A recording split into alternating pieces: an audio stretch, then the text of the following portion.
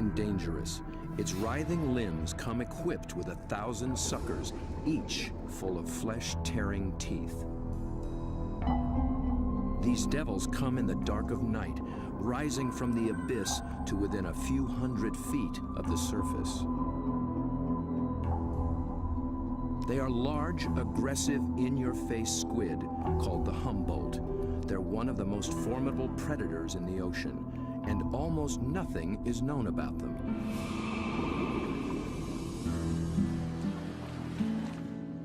To cameraman Bob Cranston, the Humboldt have become an irresistible challenge.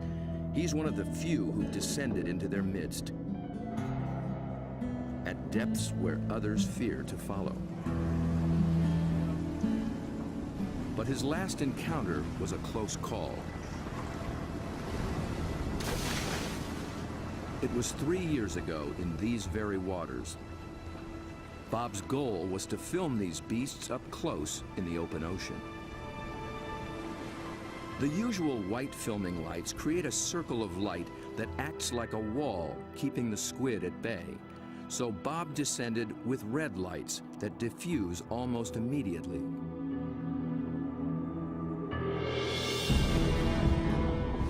Suddenly, the squid were too close. For an instant, it seemed they would tear him apart.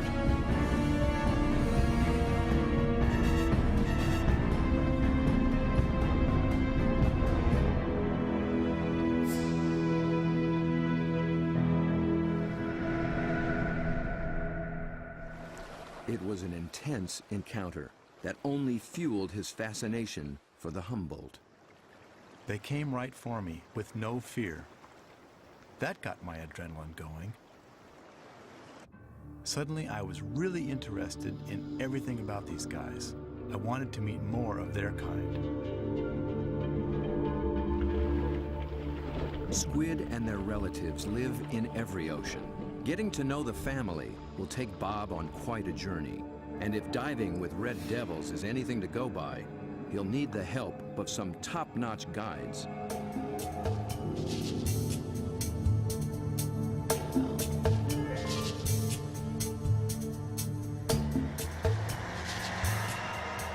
Bob begins his quest far to the north in the dark, cold waters of the Pacific Northwest.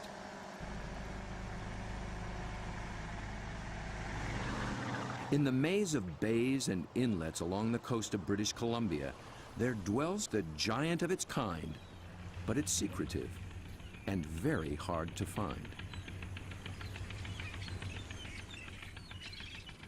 Bob's asked Dr. Peter Ward for help. Peter is a paleontologist and an expert on the origins of this creature. He has decades of experience in these waters, and there's no substitute for local knowledge.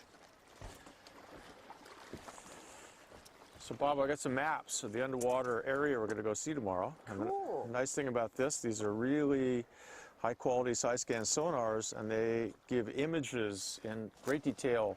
From these, we can pick out caves or dens, really, where the creatures that we seek can be found. Face to face with my camera. Whatever. Bob's been filming underwater for more than 30 years.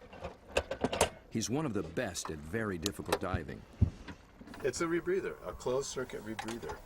The CO carbon dioxide is pulled out, add a little oxygen, it comes back and you breathe it. Same as the guys who walked on the moon. Fantastic. It's really cool.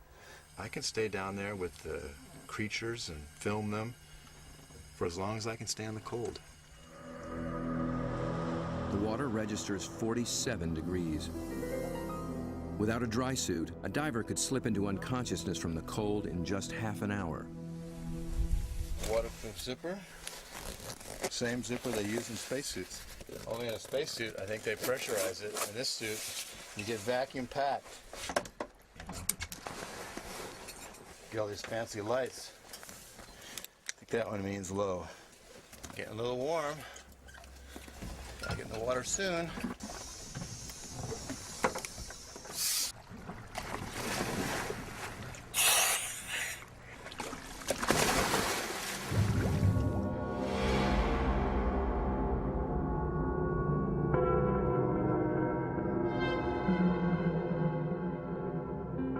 These gloomy green depths are called called the Emerald Sea, and although cold, they are rich in oxygen and nutrients.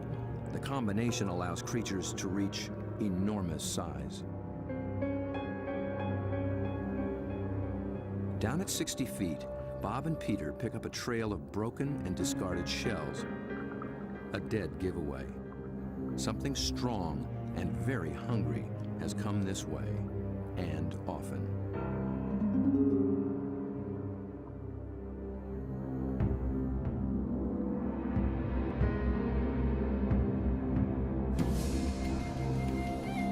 The crab should show more caution.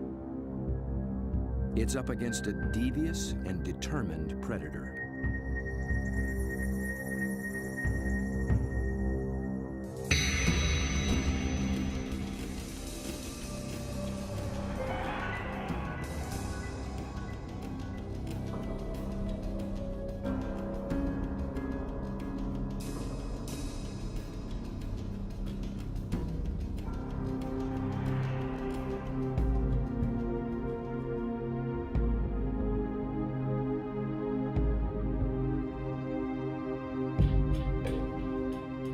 As Bob approaches, his quarry appears to have found him.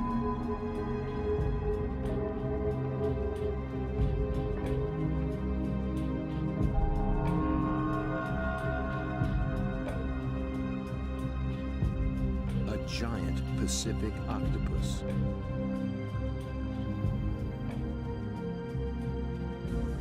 Eight arms of sinewy muscle lined with grasping suckers reach out and gently explore the strange intruder.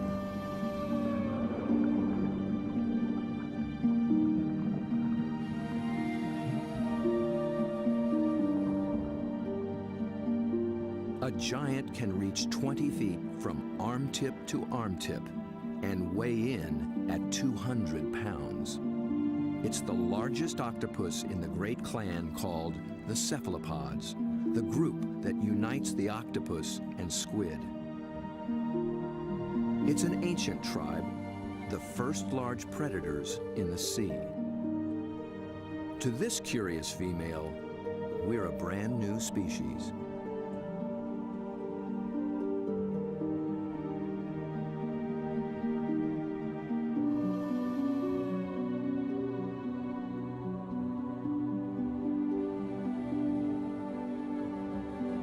Cephalopod means head-footed, a good beginning in deciphering the octopus's amazing design.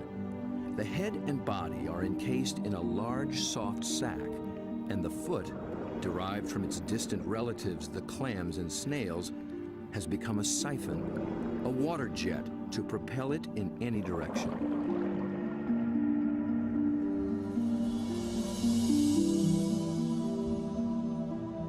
A long time ago, its ancestors were a shell, but the octopus has given that up. Yet for creatures with such tasty flesh, the lack of protection presents a problem.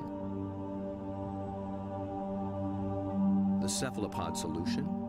The most extraordinary skin in the animal kingdom. In an instant, it can change color, pattern, and texture. And with no bones to confine its shape, the creature can virtually disappear.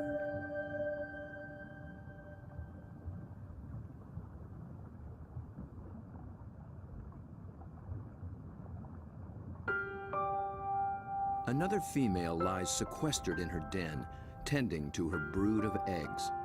She lays up to 100,000 just once in her life. When they hatch, she will die. These clever, curious creatures won't live long at all.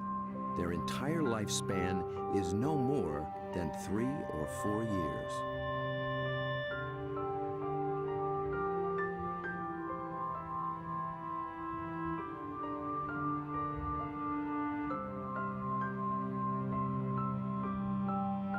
The transparent babies are no bigger than a grain of rice, but within a year, they'll be giants.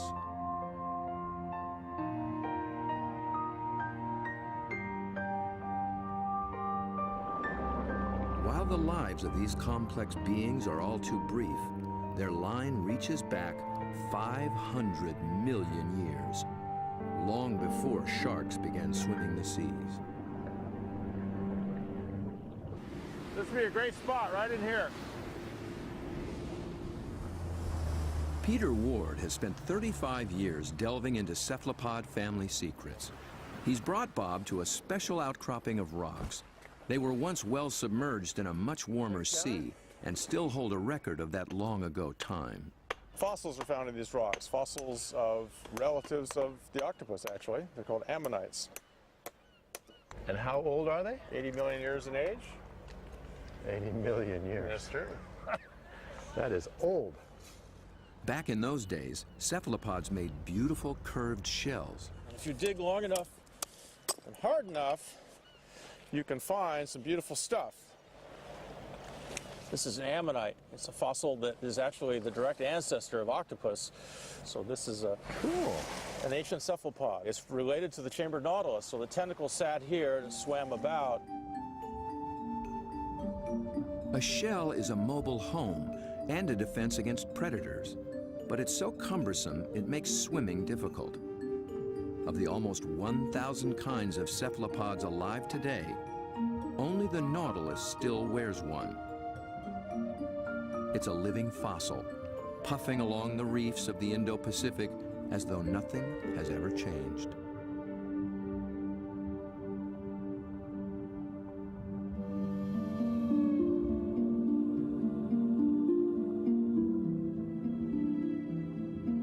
Bob returns for one last dive with the octopus.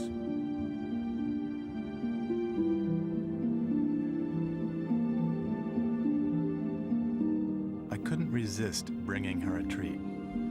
All cephalopods are carnivores, and they love crabs. This creature actually reached out to me. I could sense her interest, her intelligence. I could see it in her eyes. There's something about the eyes of these animals just draw human observers in, and especially with the octopus and the cuttlefish, they definitely make visual eye contact with you and maintain it. Dr. John Forsyth studies these creatures' amazing physiology and complex behaviors. And I've come in and played games with octopus where I'll duck down and they'll raise up and look at me, and then I'll raise up and they'll duck down, and this will just go on for 15 or 20 minutes. Like this guy, I can barely see him over there, but when I look up, oh, you know, see, he's coming up.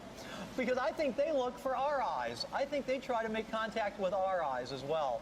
And I think that's what draws us into watching these animals. Whereas a fish, sometimes I look at a fish and I'm not sure where it's looking. They just have these blank, cold stares. But with a cephalopod, it's really never like that. At the National Resource Center for Cephalopods in Galveston, Texas, John maintains quite a collection. There are several kinds of octopuses, a school of small squid, and another relative, the cuttlefish. For John, the eyes of a cephalopod are not just the windows to its soul. They tell you a lot about how the animal lives. The octopus has a rectangular pupil that captures light reflected off the sea floor. Squid's large round eyes are adapted to seeing darting prey in the twilight of the open ocean. Cuttlefish dwell in both worlds, and their complex eyes can actually change shape to accommodate their travels.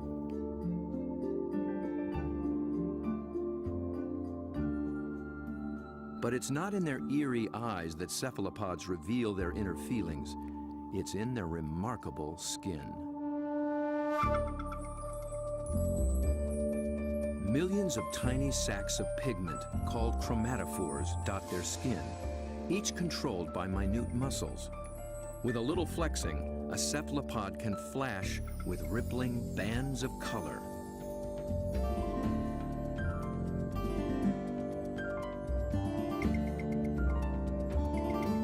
Any sort of excitement, danger, desire, aggression, passion and their skin lights up.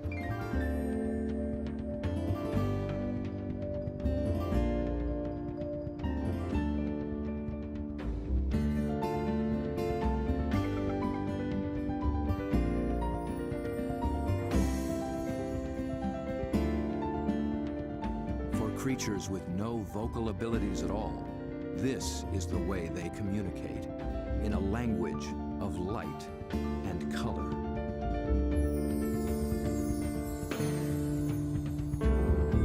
And like an octopus, a cuttlefish can transform its texture, matching its surroundings, hiding in plain sight. Given their camouflage capabilities, it's no wonder we're still learning just how many kinds there are.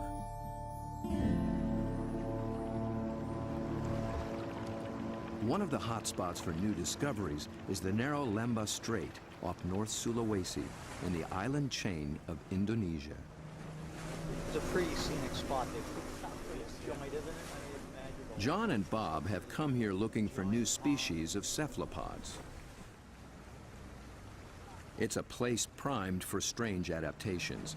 In the shallow, warm water, light and temperatures remain constant, but the channels, inlets, bays, and lagoons create many small, separate habitats, and that leads to high diversity. This is John's fourth trip to Lembah Strait, and each time, something surprising turns up. He's brought Bob to a spot called Ritaklari, which in local slang means the muck.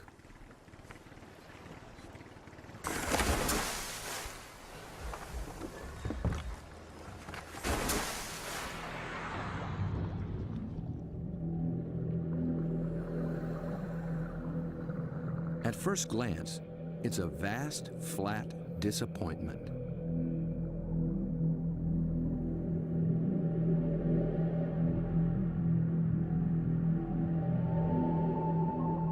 But wait here quietly, and a lot of what looks like sand begins looking back.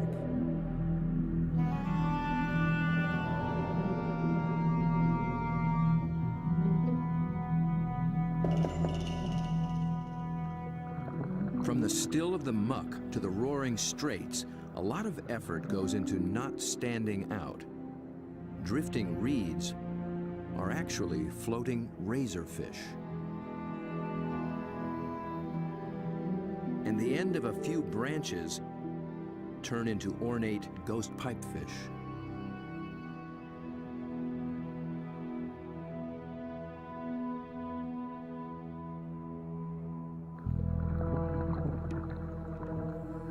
Out in the high-speed tides and swirling eddies, fish work hard to keep their footing, digging into the bottom with spine-like fins. But even creeping along on the seafloor, you still have to make a living.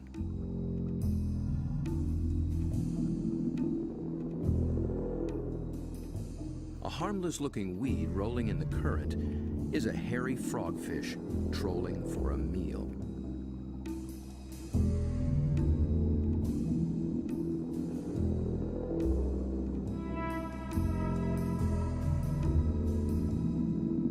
It comes equipped with its own strange lure.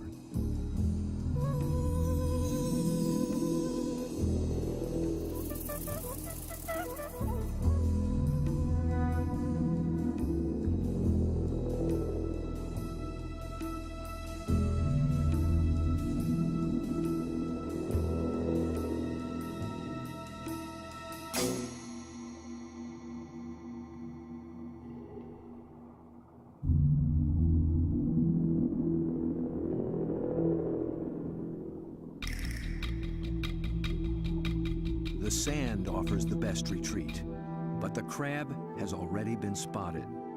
A marginated octopus is the perfect little predator here. Good camouflage, good eyesight,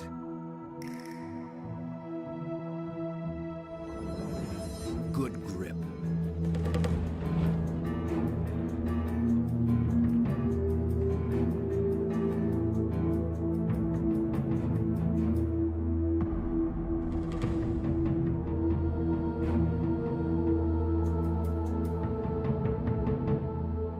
soft-bodied octopus has one more weapon up its sleeve to subdue the crab's claws: venom. It finds a chink in the crab's armor, injects a neurotoxin, and the struggle is over.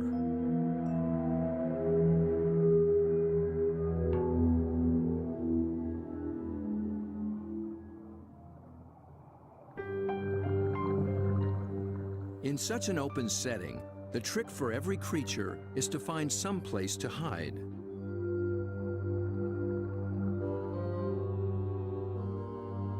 An octopus fits in just about anywhere, and John finds one tucked into a piece of discarded pipe. Perhaps there is something in cephalopod memory that recalls having a shell. Bob and John find this little octopus ambling along with a dark brown bottle tucked under his arms. The bottle turned out to be his home, and he took it with him everywhere. So I thought I'd offer him a new fancy place and see if he's interested in trading spaces.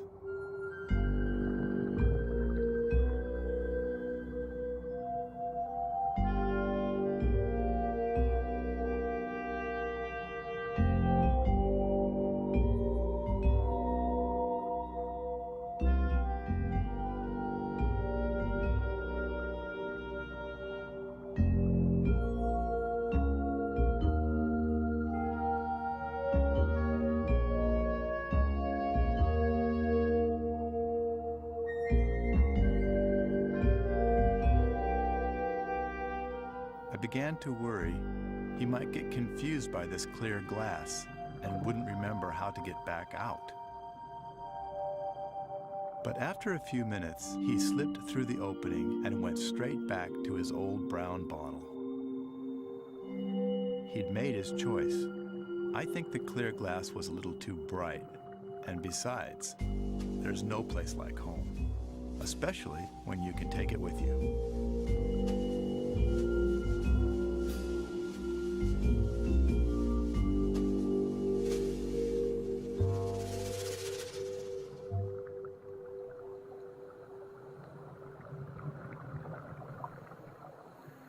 In the husks of old coconut shells, they find the pearl-like eggs of one of John's favorite creatures. It's a tiny cuttlefish that's seldom seen after it hatches. It remains so small and well camouflaged that it takes great practice to find it.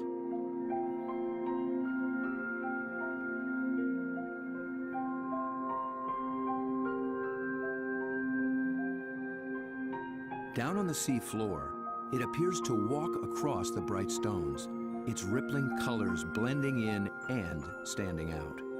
It's called the flamboyant. The flamboyant cuttlefish is really in a class by itself, even among cephalopods in a lot of ways. First of all, the vibrant, dynamic, bright colors, the brilliant yellows, the magentas, the pinks and browns. It adds on top of that these passing clouds of color as it's stalking, looking for prey. And of course, that's happening in living skin.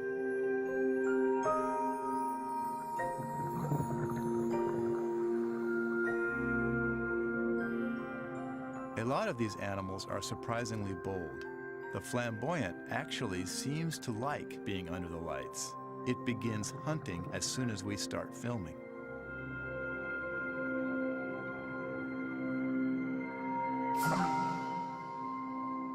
My video lights attract little shrimp and crustaceans.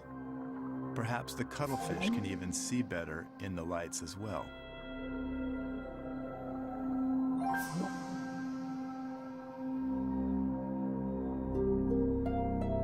It's only when John sticks out an enormous hand that we see the scale of this little hunter. Next to a 6-foot Humboldt and a giant octopus, it's hard to believe it's one of the family.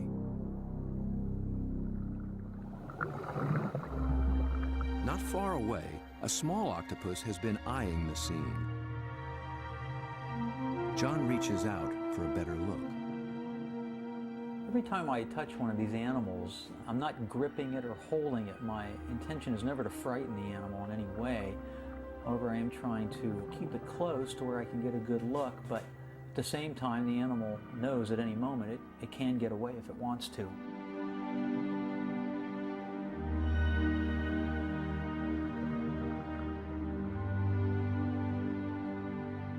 This octopus gets away all too soon. John thinks it may be a brand new species never seen before.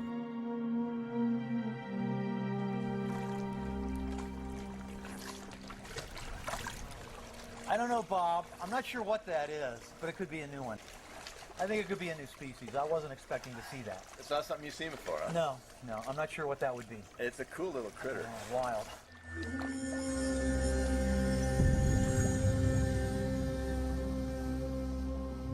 The waters of Sulawesi are full of new discoveries, and one is an octopus designed with a special brand of disguise.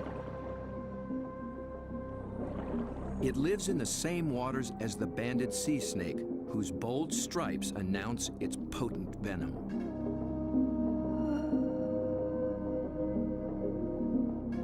These are banded arms that can make the same impression. When disturbed, the octopus flashes and intensifies the stripes, becoming a sea serpent, coiled and deadly.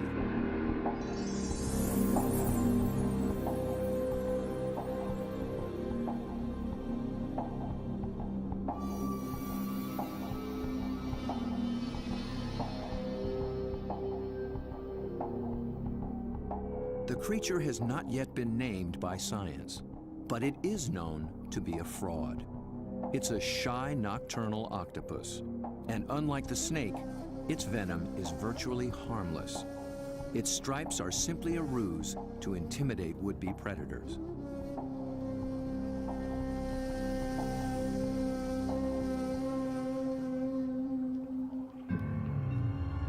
The real killer is a delicate jewel-toned creature, the blue-ringed octopus. The flashing blue neon is no false alarm. Its poison can immobilize every muscle in the human body. There is no antidote. But all it's really after is a crab.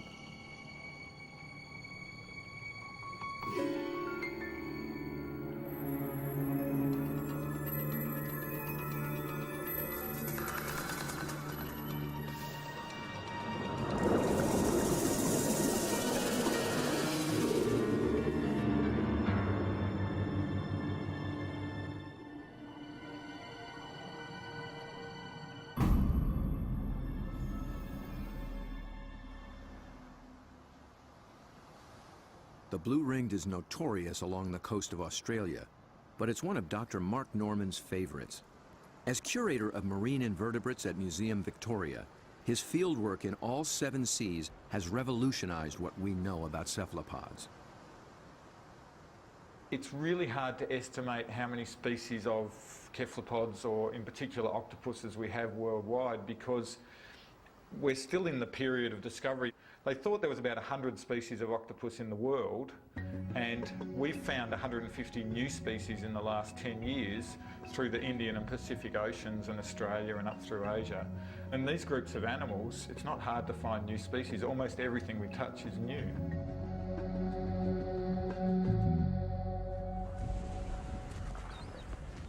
Bob wants to get close to the blue ring in the wild.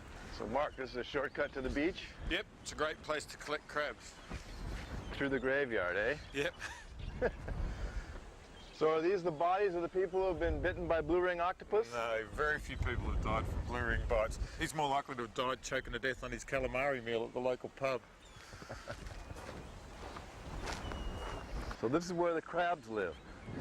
Yep, they hide up here at low tide under the rocks. As the guide to the blue ring, Mark starts Bob off with their prey. Lots of little crabs. Yeah. You need a nice juicy one. There you go. Good claws on that. That'll take your arm off. It's an ironback crab. You can appreciate why the octopus has to get rid of the crab's claws as quick as possible. Knock them out. When the octopus bites them, it actually goes for those soft gaps in the junctions, like the elbows where the the arm is a bit thinner, or else they bite them right on the eyeball, and the poison goes straight down the eyeball and into the brain. So they end up paralysing the animal instantly and putting these claws out of action.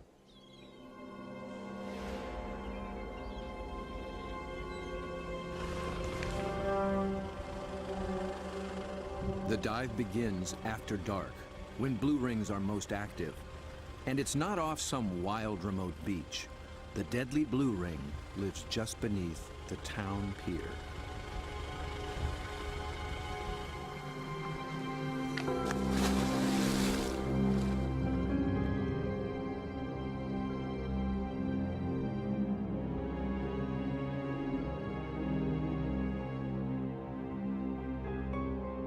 Blue ring octopus are an extremely venomous animal, and if I was to be bitten, I would probably be dead within 3 minutes. Your body would start stiffening up and you'd lose the capacity to breathe, you'd lose the capacity to wave or walk or run away, you'd run out of oxygen and you'd suffocate. But these little animals are really shy, really secretive, and the last thing they want to do is attack humans. They don't eat humans, they don't drag people out of their cars and drag them down the beach. They just feed on crabs. But tonight, not even a crab could catch its attention. This is a male, and he's just found a female. 2 wild blue rings are preparing to mate.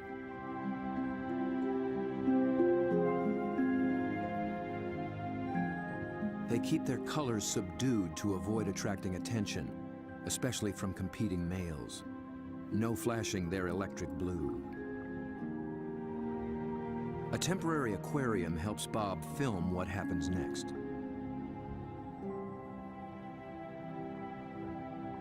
After a few minutes of courtship, the male gently slips a special arm into the female's gill slit.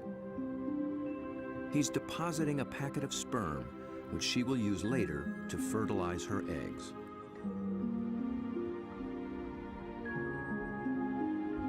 It's the end of their relationship, and most likely the end of his brief life.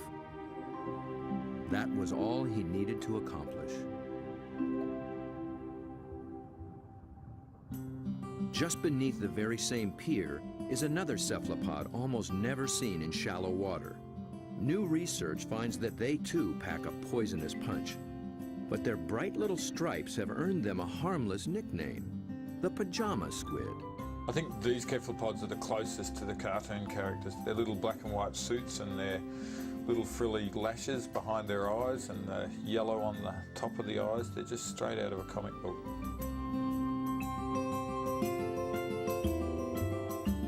The pajama squid seem to have taken a cue from the blue rings. Males grab any passing female and then they try as hard as they can to reposition them so that they're face on, ready to mate, sort of suckers to suckers.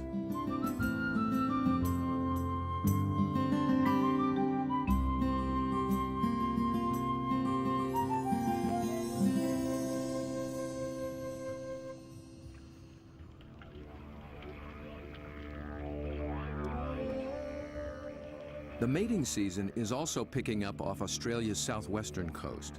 In one small bay, giant cuttlefish have begun to assemble. They leave deep water and enter the shallows once a year for 3 to 4 weeks.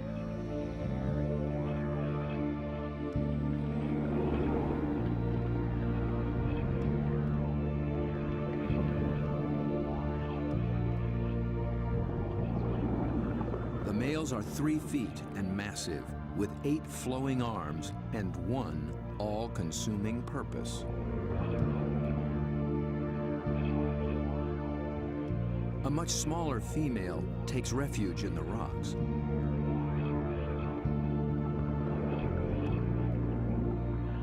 The males waste no time taking on their rivals. They flash and ripple with aggression.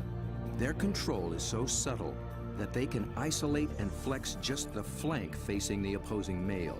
The other flank communicates a solid, dependable side to any nearby female.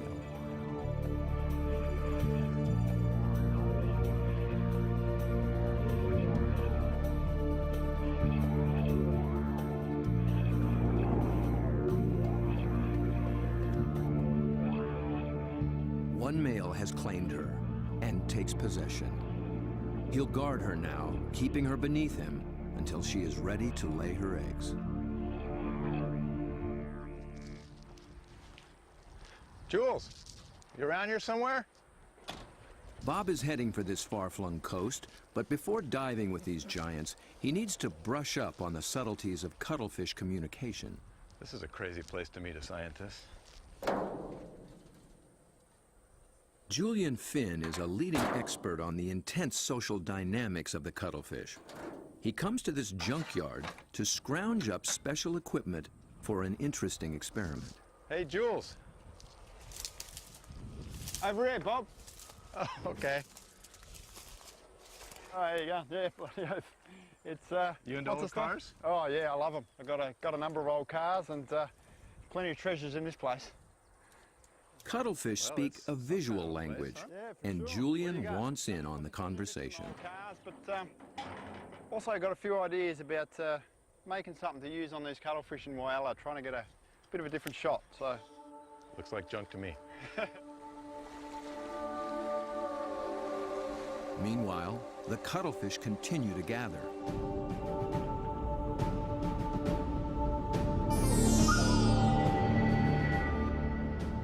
Their complex communication escalates into a kaleidoscope of colors.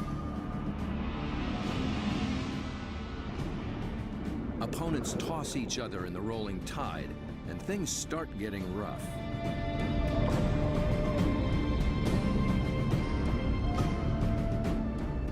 The violence can rip up their all-important skin, sabotaging a male's chance to impress and intimidate. And someone's nursing a torn-off tentacle.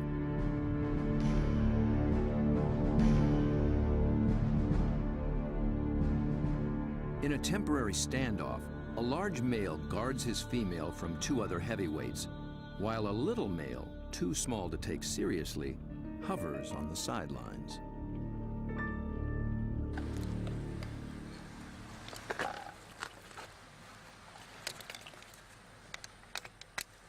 The two males on shore get set to join the fray. well, here you go, Jules. I just wanted you to know that my camera's bigger than yours. Mine's a bit different than yours, sir. Well, yours has a hubcap on the front of it. What I'm hoping to do is film the male's reaction to another male. But instead of having another male there, I'm going to have its reflection. It's when males are the same size that trouble starts, and Julian will present one with its very own reflection. He's studying the displays and the intense competition. He intends to provoke a fight. He approaches a large male who immediately responds.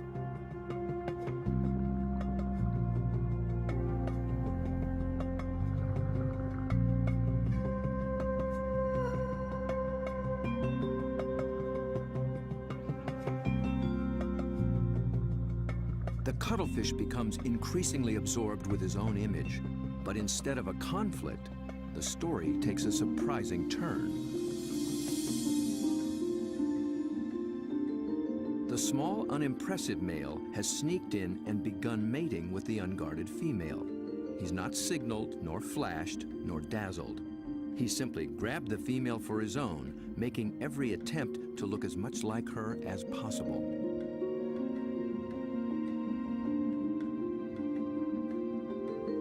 The aggressive male makes no headway with the mirror and finally moves off to resume his duties.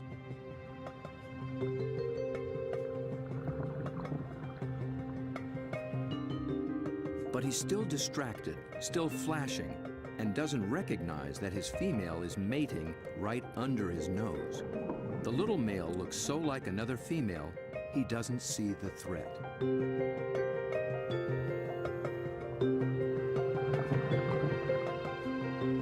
At last, he senses something's wrong and moves in to reclaim his female.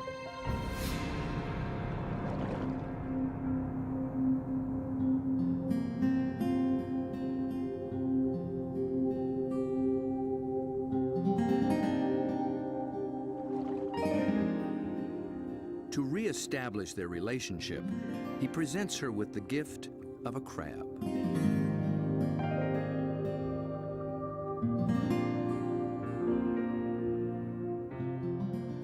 With so much going on in cuttlefish society, Julian will be experimenting for a long time to come.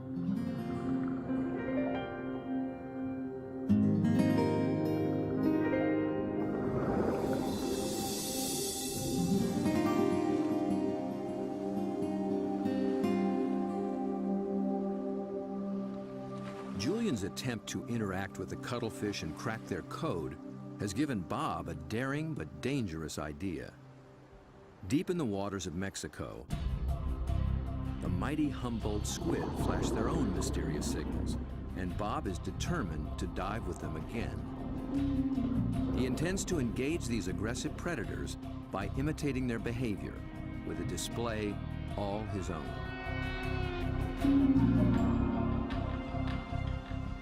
Mark Norman and Julian Finn think he's close to crazy. Sure, you've got the blue-ring octopus that can kill you within a few minutes with the poison, yet there's something scarier about a squid that can rip off your flesh and tear out your throat, so to speak.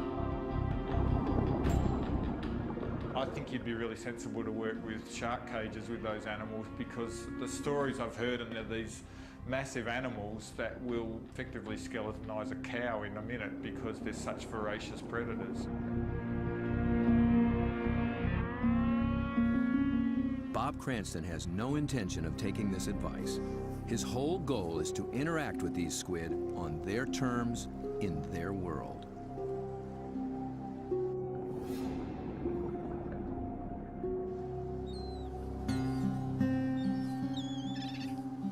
In the small town of Santa Rosalia, on the edge of the Sea of Cortez, being a fisherman takes a certain courage. We lose people every other year. Somebody dies. I had a friend that they found floating in the ocean last year. It's lucky they found him because they're carnivorous. They'll eat you. I mean, they will eat you. The squid will eat you. The squid will eat you. If you fall into the ocean, they'll get you with their tentacles. You'll drown, and then they'll, all the rest of them will just eat you.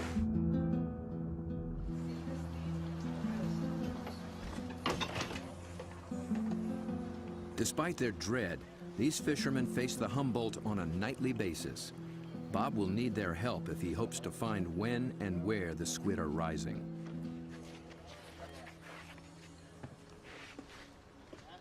Alberto. When the Humboldt flash on and off, Bob intends to flash right back. Yo no sé. This is a flashlight, big flashlight for squid. We're gonna... Estos loco, see?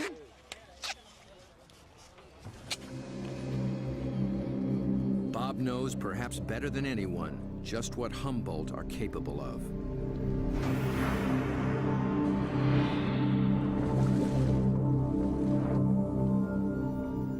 But it's not fear that he feels. It's an intense fascination for such alien creatures in a world so different from our own. For me, there's just something about these animals. Maybe it's because this type of diving in itself is a great challenge. It's hard to work at these depths. I've managed to go down and physically touch these fantastic creatures, but somehow they're the ones that have taken a hold of me.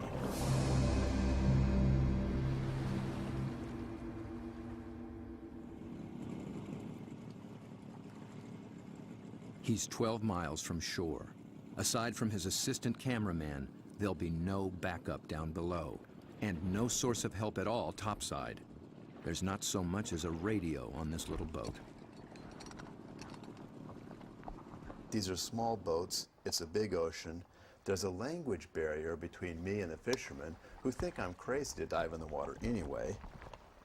If I disappear and drift away from this boat, the fishermen will just think the squid ate me and they won't even bother coming to look for me.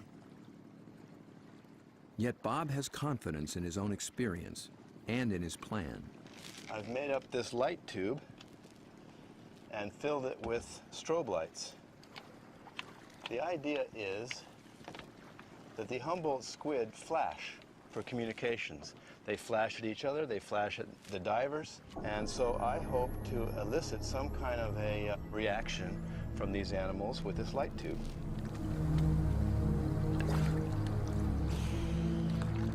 Beneath the boat lies 1,000 feet of open water and sea monsters.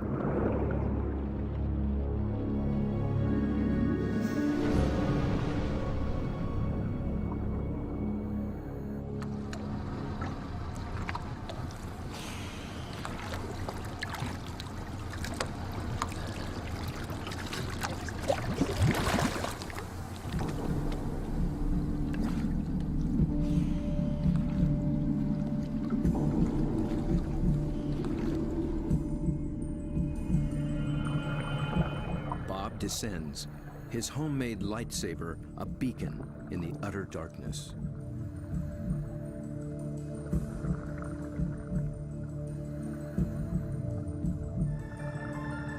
Right away, there's a complete surprise. Mobile arrays. They're seldom seen in a school like this. Already, the night has taken on unexpected possibilities.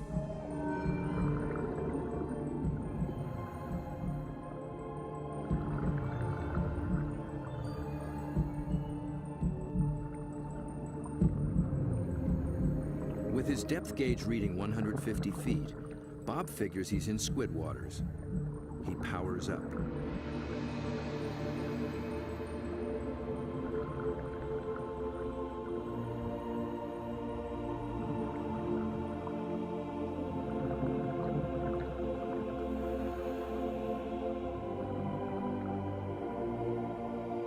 A giant swarm of pink krill mobs the lights. Suddenly, Bob's in the middle of a midnight feeding frenzy.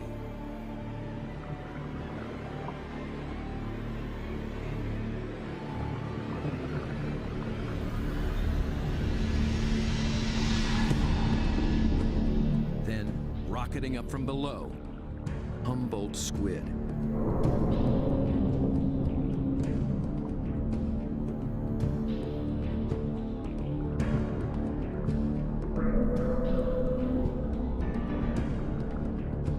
Flashing red and white. Bob tries to get clear of the krill into better visibility. And he's caught the squid's attention.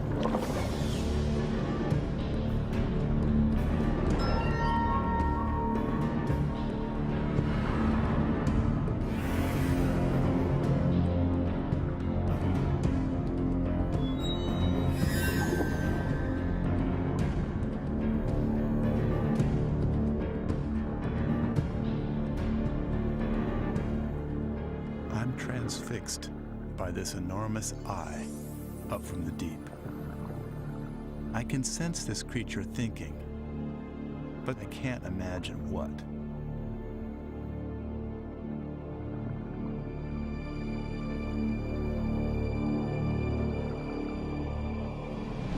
A minute later, contact. The squid grabs hold, testing the light the only way it can.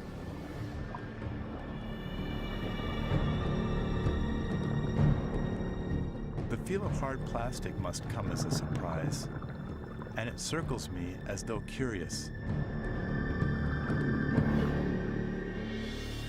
Then, it comes back for more. This time, the aggression is gone. It just seems interested. Amazing.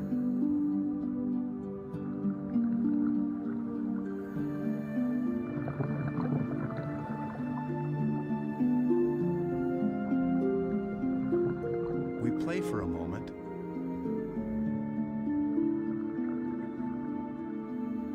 Then suddenly, it's over.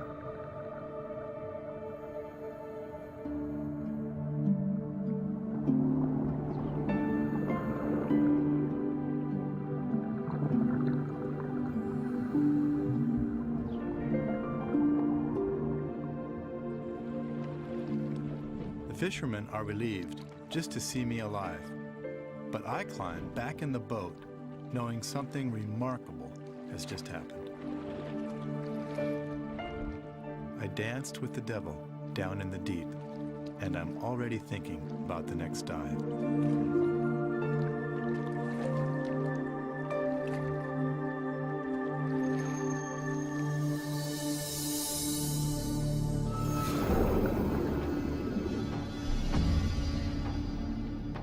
It's certain that Bob will return to dive again with the mysterious Humboldt, perhaps with a new strategy on how to make contact.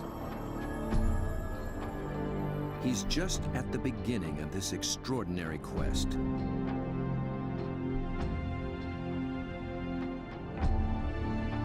But who will he meet next time in the waters below? Friend or foe?